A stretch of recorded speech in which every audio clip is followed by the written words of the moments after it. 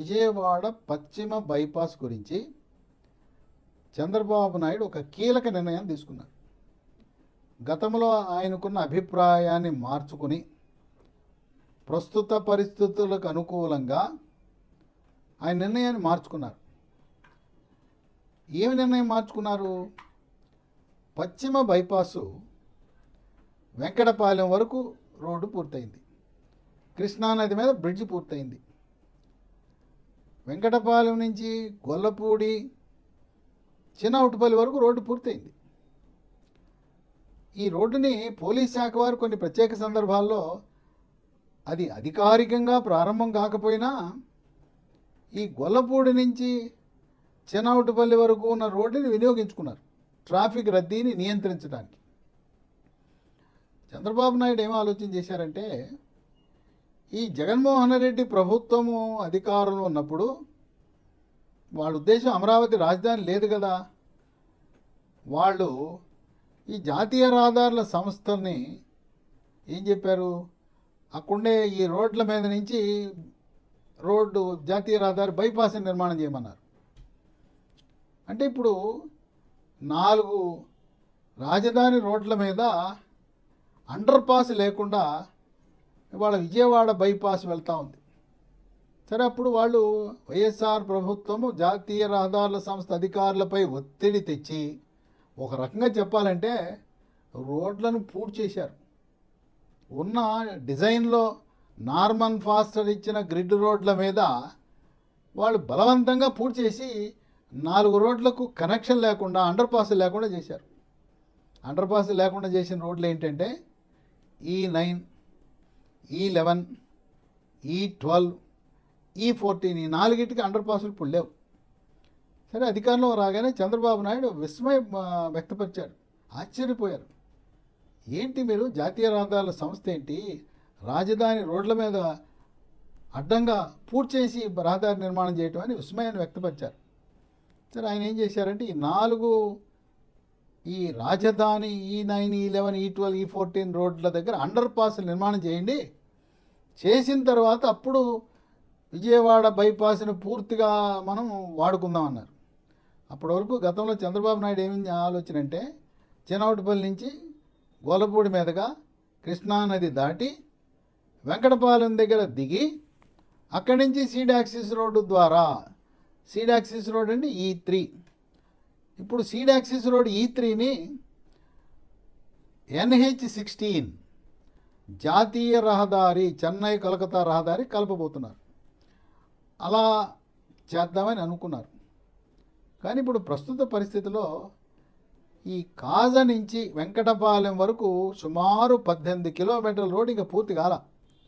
ఆ రోడ్డు పూర్తి కాకపోతే ఇప్పుడు రాజధానికి ఎంతో మెటీరియల్ అవసరం. మెటీరియల్ రవాణాకు చాలా ఇబ్బందులు ఎదురవుతాయి.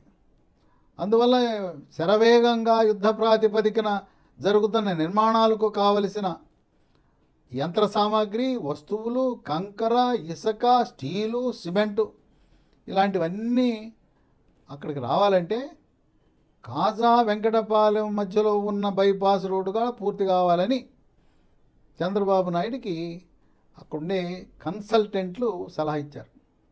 తదనుగుణంగా చంద్రబాబు నాయుడు తన అభిప్రాయాన్ని మార్చుకుని జూన్ నెలాఖరు నాటికి ఈ చిన్నవుటపల్లి నుంచి కాజా వరకు ఉన్న మొత్తం బైపాస్ రోడ్ని పూర్తి చేసి ప్రారంభించాలనే నిర్ణయానికి వచ్చారు.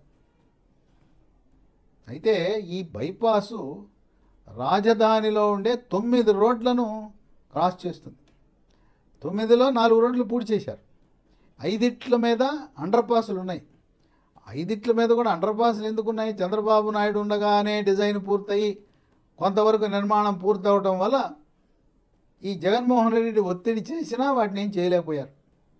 ఈ 5 అండర్ పాసులు ఇప్పటికే ఉన్న రోడ్లు ఏదంటే E3 ఇదే seed axis road, E8, E10, E13, E15. గతంలో E13, E15 రోడ్లు జాతీయ రహదారి NH16 కోల్కతా చెన్నై రహదారికి కనెక్షన్ లేదు.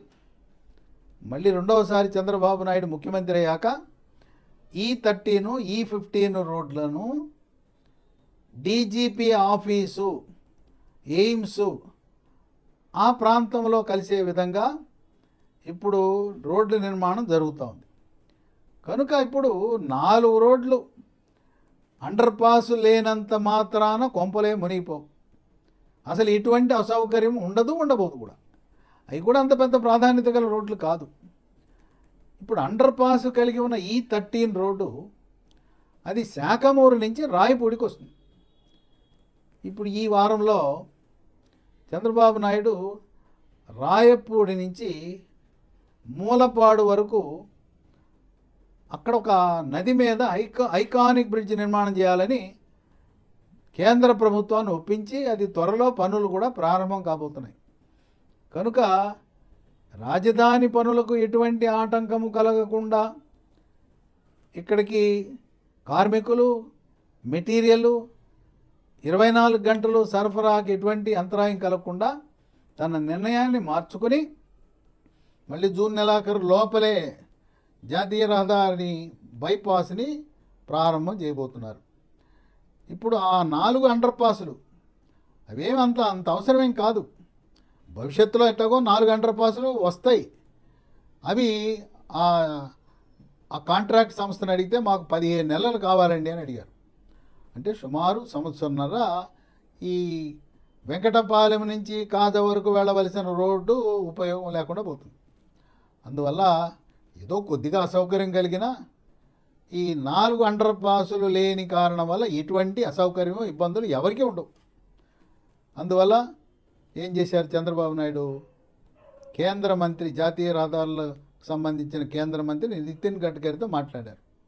నా నిర్ణయాన్ని నేను మార్చుకుంటున్నాను, అండర్ పాసులు తర్వాత చేసుకుందాం, 4 రోడ్లకి ముందు ఈ వెంకటపాలెం నుంచి కాజ వరకు ఉన్న రోడ్డుని పూర్తి చేయండి, జూన్ లోపల పూర్తి చేయమంటే కేంద్ర మంత్రి ఒప్పుకున్నారు. కేంద్ర మంత్రి కూడా హామీ ఇచ్చారు, జూన్ నెలాఖరులో మీరు ప్రారంభం పెట్టుకోమని చెప్పారు. ఇది చంద్రబాబు నాయుడు గొప్పతనం ఏంటంటే ఆయన తన ఆలోచన విధానం ఒక రకంగా ఉన్నా ఇక్కడ నిపుణులు, కన్సల్టెంట్లు, అనుభవజ్ఞులు చెప్పిన విషయాలను ఆకళింపు చేసుకుని తదనుగుణంగా ఎప్పటికప్పుడు నేను చెప్పాను నువ్వు చెయ్యనకుండా పలుమార్లు ప్రజల అవసరాల మేరకు ఇప్పుడు అక్కడ ఒక యుద్ధ ప్రాతిపదికన నిర్మాణాలు జరుగుతుంటే ఏదో 4 అండర్ పాసులు అవ్వలేదని చెప్పి ఈ విజయవాడ పశ్చిమ బైపాస్ని దాన్ని వినియోగంలోకి తేవటం వల్ల అనేక ఇబ్బందులు వస్తాయని గమనించిన చంద్రబాబు నాయుడు తన నిర్ణయాన్ని మార్చుకొని ఇది ఒక రకంగా మనం శుభవార్తగా చెప్పచ్చు. ఎందుకంటే హైదరాబాద్ నుంచి వచ్చేవాళ్ళు గొల్లపూడి మీదుగా చిన్న అవుట్పల్లికి వెళ్ళిపోతారు. కానీ హైదరాబాద్ నుంచి బయలుదేరి చెన్నైకి వెళ్ళవలసిన వాళ్ళు మళ్ళీ విజయవాడ నగరంలోకి ప్రవేశించక తప్పదు. లేదు, కృష్ణానది బ్రిడ్జ్ మీద వెళ్ళి వెంకటపాలెం దగ్గర దిగి ఈ రోడ్లన్నీ తిరుక్కుని జాతీయ రహదారికి వెళ్ళాలి. కనుక ప్రజా ప్రయోజనాలే లక్ష్యంగా, అహంభావం లేకుండా నేను చెప్పాను నువ్వు చెయ్యి, నా నిర్ణయమే తుది నిర్ణయము, నేను ఒక్కసారి అనుకుంటే దాన్ని మనసు మార్చుకోననే ధోరణి చంద్రబాబు నాయుడుకి లేదు. ఆయన లక్ష్యం అమరావతి రాజధాని దేశంలోనే నంబర్ 1గా చేయటమే కాదు, ఢిల్లీని తలదన్నే రాజధాని ఏర్పాటే కాదు, ప్రపంచ దేశాలలో టాప్ 5 రాజధానులలో మనం ఒకటిగా ఉండాలి. మన రాజధాని అది న్యూయార్కా, ప్యారిసా, లండనా, వాషింగ్టన్నా, వాటికి సమ ఉజ్జీగా అమరావతిని నిర్మాణము చెయ్యాలని తన లక్ష్యంగా, తన ఏకైక జీవిత లక్ష్యంగా పెట్టుకున్న చంద్రబాబు నాయుడు ఎవరు మంచి సూచనలు చెప్పినా వాటిని పాటించడానికి సుముఖంగా ఉండటం అనేది ఆయన విజయానికి ఒక రహస్యముగా ఉంటుందని రాజకీయ నిపుణులు భావిస్తున్నారు.